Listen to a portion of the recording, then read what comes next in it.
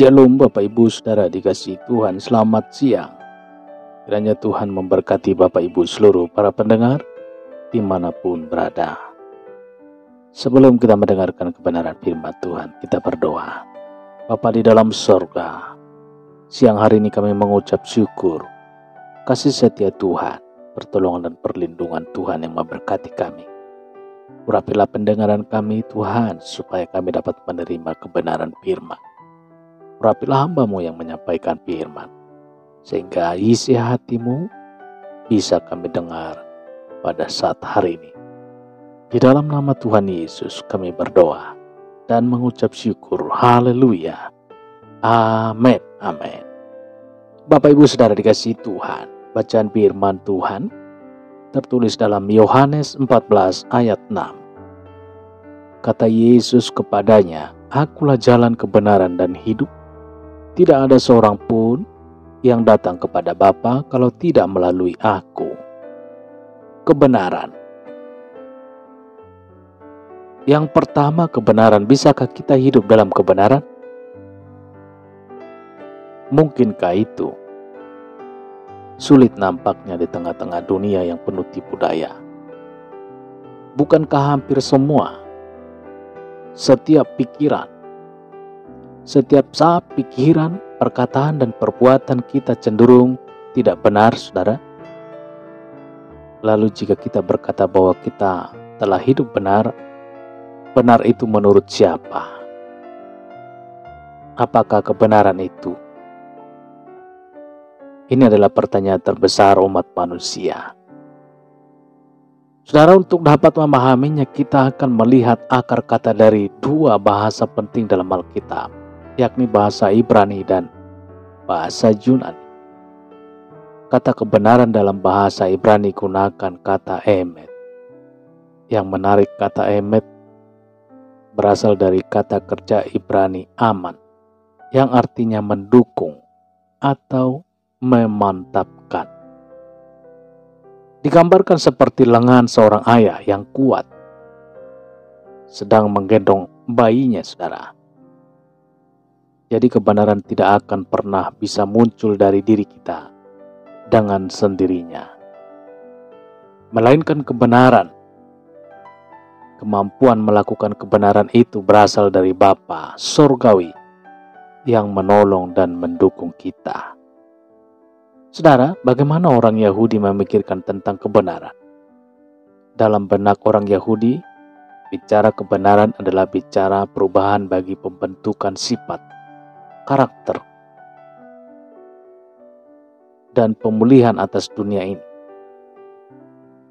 Artinya kebenaran harus mampu merubah sifat seseorang dan juga dunia ini, saudara.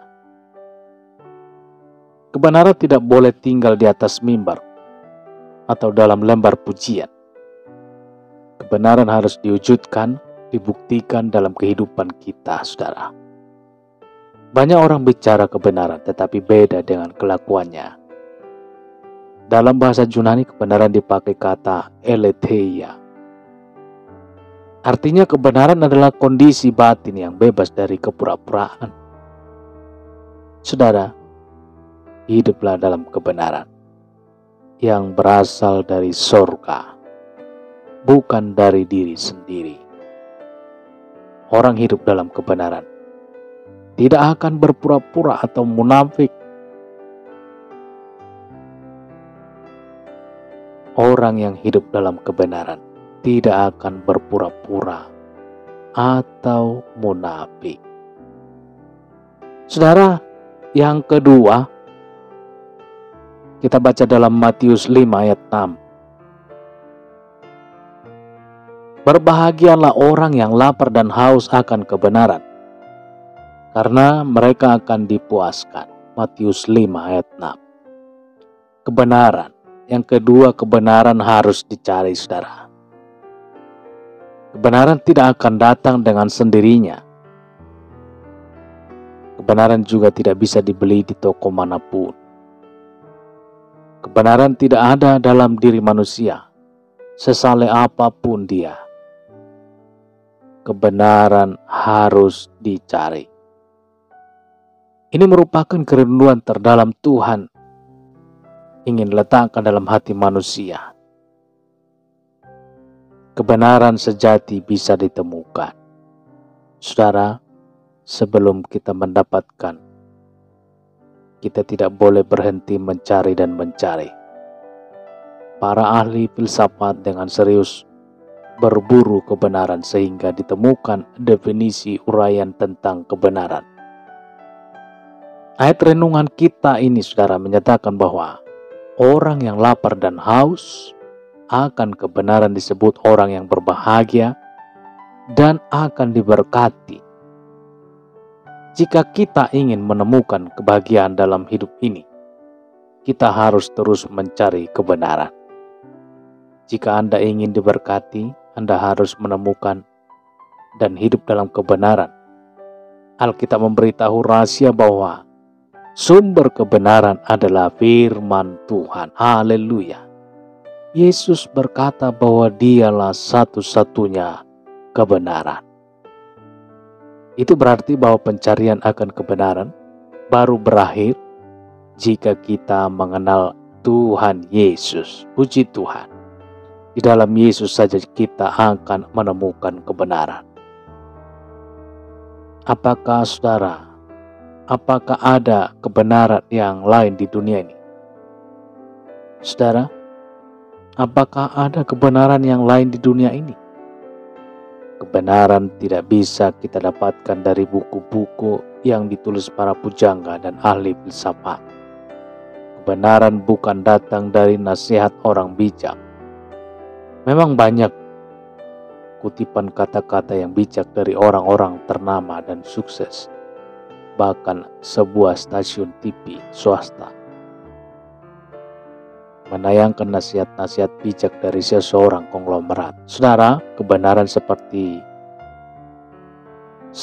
tidak bersifat mutlak atau 100% benar. Hanya kebenaran dari mulut Yesus bersifat mutlak atau absolut, 100% benar, bukan setengah-setengah, saudara. Alkitab mengatakan bahwa kebenaran Allah itu mutlak di mana saja, kapan saja, bagi siapa saja. Kita harus waspada jika ada pendapat yang menyatakan bahwa kebenaran itu bisa ditemukan di mana saja. Tergantung orang dan waktu. Kebenaran hanya ada di dalam Yesus dan firman-Nya. Haleluya. Nah, yang ketiga, saudara, kebenaran. Kebenaran harus dihidupi. Filipi 4 ayat 8.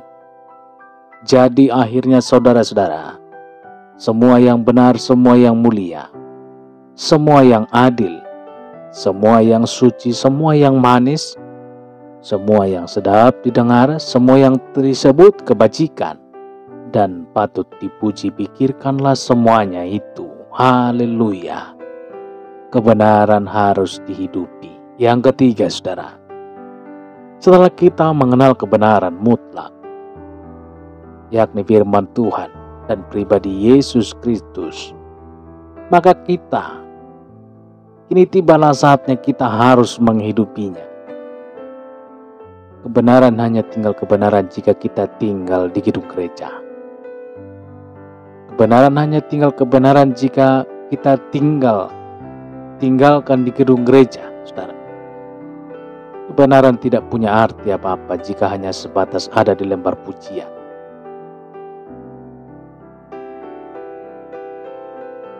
Saudara, kebenaran tidak memiliki dampak jika hanya menjadi bahan diskusi.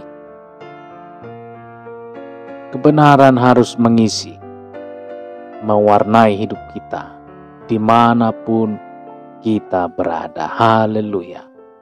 Kebenaran harus dipertontonkan, tidak hanya dihidupi. Kebenaran harus dipertontonkan. Walaupun status kita adalah orang benar oleh karya penebusan Yesus Kristus, tetapi dalam menjalani hidup dalam kebenaran, kita harus tunjukkan dalam bentuk ketaatan. Puji Tuhan. Saudara, mari kita perhatikan ayat renungan untuk mempertontonkan kebenaran kita harus memulainya dari memikirkan. Setelah itu memperkatakannya. Efesus 4 ayat 25. Kita baca saudara. Karena itu buanglah dusta dan berkatalah benar seorang kepada yang lain. Karena kita adalah sesama anggota. Langkah berikutnya bertindak benar. Saudara dikasihi Tuhan, Amos 5 ayat 24 mencatat, tetapi biarlah keadilan bergulung-gulung seperti air dan kebenaran seperti sungai yang selalu mengalir. Haleluya. Saudaraku, ada sebuah cerita petani. Seorang petani Kristen berkata kepada istrinya, ia ingin mempersembahkan sesuatu untuk gereja. Saat itu salah satu sapi betinanya sedang hamil dan beberapa hari lagi akan melahirkan. Singkat cerita, petani itu berkata, nanti ia akan mempersembahkan anak sapi itu bagi Tuhan. Lalu saudara, beberapa hari kemudian induk sapi itu melahirkan. Ternyata yang lahir 2 ekor Ternyata yang lahir 2 ekor. Saudara, petani itu menjadi bingung, saudara. Ia mulai menimbang-nimbang anak sapi yang manakah yang akan dipersembahkannya kepada Tuhan. Istrinya bertanya kepada petani itu, saudara. Dan petani itu menjawab, biarkanlah anak-anak sapi itu bertumbuh lebih besar lebih dulu. Setelah cukup besar, barulah aku putuskan anak sapi yang mana yang akan kupersembahkan kepada Tuhan. Seminggu kemudian, saudara, daerah itu diserang wabah penyakit ternak. Salah satu dari kedua anak sapi itu terpapar penyakit dan mati, saudara. Ketika petani itu mengetahui bahwa salah satu anak sapinya mati, ia lari menuju rumahnya dan berkata kepada istrinya, Bu, aku baru saja dari kandang dan kutemukan bahwa sapinya Tuhan mati. Saudara dikasihi Tuhan, istrinya kebenaran dan bertanya, apa? Itu kaget, saudara. Sapinya Tuhan? Bukankah engkau belum memutuskan sapi mana yang hendak kamu kasih, yang hendak kamu persembahkan kepada Tuhan? Saudara dikasihi Tuhan, petani itu menjawab, ya kemarin memang aku belum memutuskan. Tapi tadi ketika aku berada di kandang, telah kuputuskan bahwa yang mati itu adalah sapinya Tuhan. Saudara dikasihi Tuhan, betapa seringnya kita berlaku seperti petani ini. Bertindak tidak jujur, saudara. Tidak cukup berpikir benar, tetapi harus bertindak benar. Saudara, tidak cukup berpikir benar, tetapi harus bertindak benar. Belum cukup berkata benar, tetapi harus bertindak benar. Bapak Ibu Saudara dikasihi Tuhan. Yang keempat, kebenaran. Kita baca dalam Amos 5 ayat 24. Tetapi biarlah keadilan bergulung-gulung seperti air dan kebenaran seperti sungai yang selalu mengalir. Kebenaran yang keempat, kebenaran harus diberitakan, saudara. Apa yang sering membuat grup WA gaduh dan rusuh, saudara? Apa yang menyebabkan keributan antar tetangga? Apa sebabnya rumah tangga tidak bisa hidup dalam kedamaian? Jawabannya karena kebenaran tidak disampaikan. Yang ada kebencian, sakit hati, asma. Apa itu asma, saudara? Asal mangap dan fitnah. Saudara dikasihi Tuhan, siapa yang harus memberitakan kebenaran? Siapa saja, setiap orang dari setiap level tingkat, atau dari anak-anak hingga orang tua, dari suami hingga istri, dari bawahan hingga atasan, dari jemaat hingga pendeta. Saudaraku, setelah kita mencari, mengenal, dan hidup dalam kebenaran, kita memang harus memberitakannya. bagaimana cara bisa memberitakan kebenaran? Kita harus memiliki keberanian dari Tuhan untuk menyatakan kebenaran. Kita harus menyatakan kebenaran dimanapun juga, dengan segala resiko. Tidak boleh ada istilah untung rugi menyampaikan kebenaran. Kebenaran tidak mengenal sahabat atau musuh, saudara. Tidak ada sekat yang boleh menghambat kebenaran. Adakah contoh orang-orang yang memberitakan kebenaran? Ada. Alkitab mengisahkan bagaimana Stefanus memberitakan kebenaran dan ia dilempari dengan batu begitu banyak hingga dia mati, saudara. Abraham Lincoln, Presiden Amerika Serikat, menggemakan kebenaran tentang perlunya perbudakan dihapuskan.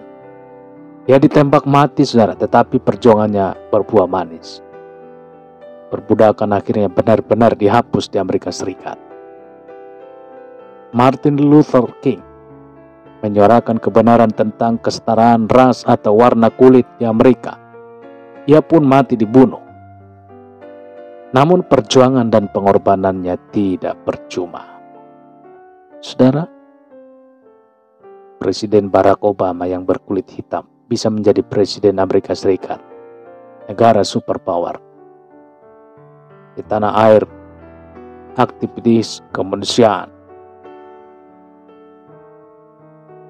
yang kerap menyuarakan kebenaran juga terbunuh, saudara, tetapi negara kita tercinta menjadi semakin demokratis. Saudara,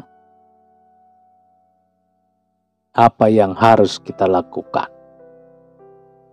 Kita harus menegur rekan kita jika hidup dalam dosa dengan etika yang tidak sembrono mestinya, saudara. Dengan etika yang tinggi dan tidak mempermalukan tentunya. Kita harus mendidik anak kita yang hidup melawan firman. Jika perlu mengajarnya, memberi hukuman. Kita perlu mendoakan orang tua, atasan, bahkan pendeta kita jika masih hidup bergelimang dosa. Dosa pikiran, dosa perkataan, apalagi dosa perbuatan. Selalu akan ada dusta. Selalu akan ada usaha dari berbagai pihak termasuk iblis untuk membungkam kebenaran.